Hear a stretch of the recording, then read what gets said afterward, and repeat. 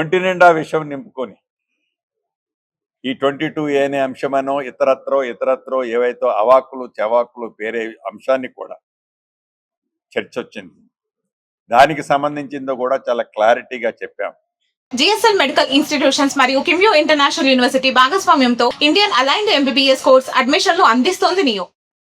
ఏవైతే గౌరవ కలెక్టర్లు పని రెస్ట్లోనా ఇతరత్ర కొన్ని పొరపాటు చేశారో యుద్ధ ప్రాతిపదిక మీద వాటన్ని ఆల్మోస్ట్ మోర్ దాన్ 90-95% హైదరాబాద్ కోరు ప్రాంతంలో నేను 4-5 రోజుల క్రితం ఏదైతే సమస్య చెప్పానో ఇప్పటికే అవి 90-95% ఇష్యూస్ రిజాల్వ్ చేశాం.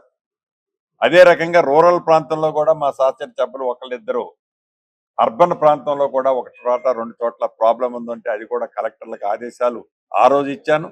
వాటిని కొన్ని రెక్టిఫై చేశామన్నారు. ఇంకా అరాకొరా ఉంటే వాటిని కూడా క్లారిఫై చేయమని ఆదేశాలు ఇవ్వటం జరిగింది. ఓవరాల్గా ఈ రాష్ట్ర ప్రభుత్వం ఏవైతే హౌసింగ్ సెక్టార్కి సంబంధించింది కానీ సర్వే అండ్ సెటిల్మెంట్ అదే రకంగా స్టాంప్స్ అండ్ రిజిస్ట్రేషన్ అంశాలు కానీ ఇక రెవెన్యూకి సంబంధించిన అంశాల మీద చాలా సుదీర్ఘంగా గౌరవ సభ్యులు ఇచ్చిన శాసనసభ్యులు మంత్రి గారు సహచార మంత్రి గారు విప్ గారు ఇచ్చిన సూచనలు అన్నీ పరిగణనలోకి తీసుకొని అధికారులకి కింద స్థాయి అధికారి నుంచి ఉన్నత స్థాయి అధికారి వరకు కూడా డైరెక్షన్స్ ఇస్తూ వారికి ఉన్న కొన్ని డౌట్స్ను కూడా అక్రాస్ ది టేబుల్ వాళ్ళకి ఇన్స్ట్రక్షన్స్ అన్నీ ఇచ్చి ముందుకు పోవటానికి వడివడిగా నడవటానికి వాళ్ళకి కావాల్సిన అన్ని ఫెసిలిటీస్ని కూడా సమకూర్చడం జరిగింది. అదేవిధంగా ఈ జగిత్యాల కాన్స్టిట్యున్సీలో ఎక్స్క్లూజివ్లీ జగిత్యాల కాన్స్టిట్యున్సీకి సంబంధించి మార్నింగ్ నేను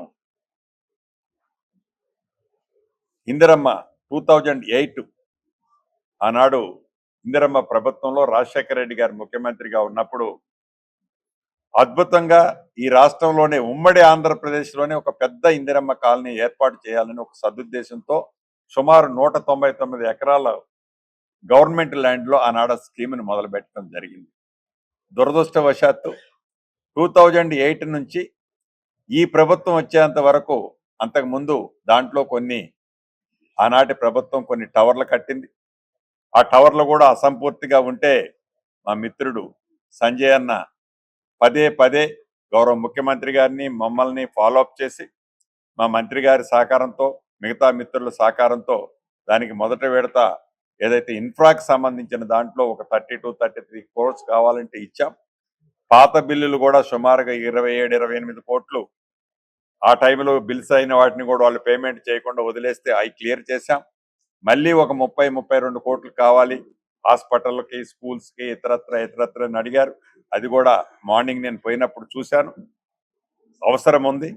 వాటిని కూడా యుద్ధ ప్రాతిపదిక మీద ఇద్దామని కూడా నిర్ణయం తీసుకున్నాం.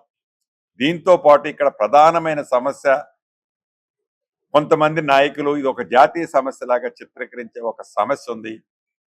ఒకటి చాలా స్పష్టంగా మీ ద్వారా ఈ జగిత్యాల ప్రాంతంలో ఉన్న నా కుటుంబ సభ్యులకు ఒకటి చెప్పదలుచుకున్నాను. మీరెవరు అభద్రతకు లోను కావాల్సిన అవసరం లేదు.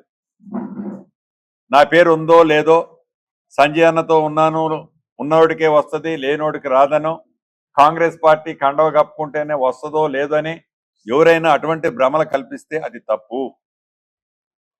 పేదవాడు అయి ఉంటే చాలు ఇస్తాము అని పదే ఏ మాట అయితే చెప్తున్నానో దానికి నేను ఇక్కడ కూడా కట్టుబడి ఉంటాను.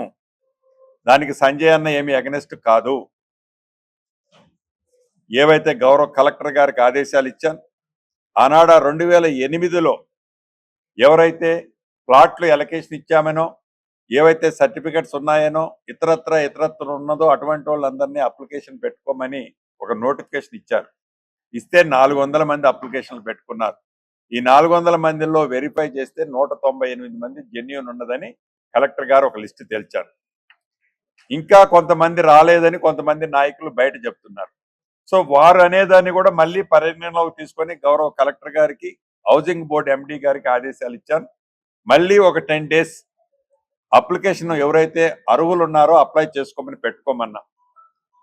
వారు అప్లై చేసుకున్న వాళ్ళు అప్లై చేసుకుంటే జెన్యూన్ ఉన్న ఈ లిస్టు ఆ లిస్టు కలిపి ఏదైతే ఈ 18-19 సంవత్సరాల క్రితం కట్టిన స్ట్రక్చర్స్ ఫౌండేషన్లు కట్టి ఒక స్టేజ్లో ఉన్నాయి, లెంటల్ లెవెల్ కొన్ని ఉన్నాయి, స్లాబ్ లెవెల్ కొన్ని ఉన్నాయి. దీంట్లో పెద్ద పెద్ద చెట్లు మొలిసినాయి. ఆ చెట్లు తీస్తుంటే ఈ ఫౌండేషన్తో సహా కూలిపోతుంది. ఏదైతే స్ట్రెంగ్త్ నుండి మంచిగుంటే వెల్ అండ్ గుడ్, దాన్ని కంటిన్యూషన్ చేయడానికి ఇబ్బంది లేదు. అలా కాకుండా వారికి ఇళ్ల స్థలం ఇయటమే కాకుండా వారికి అక్కడ ఇల్లు ఇచ్చే కార్యక్రమం కూడా ఎలా చేయాలన్నది కలెక్టర్ గారిని, హౌసింగ్ ఎండి గారికి చెప్పాను.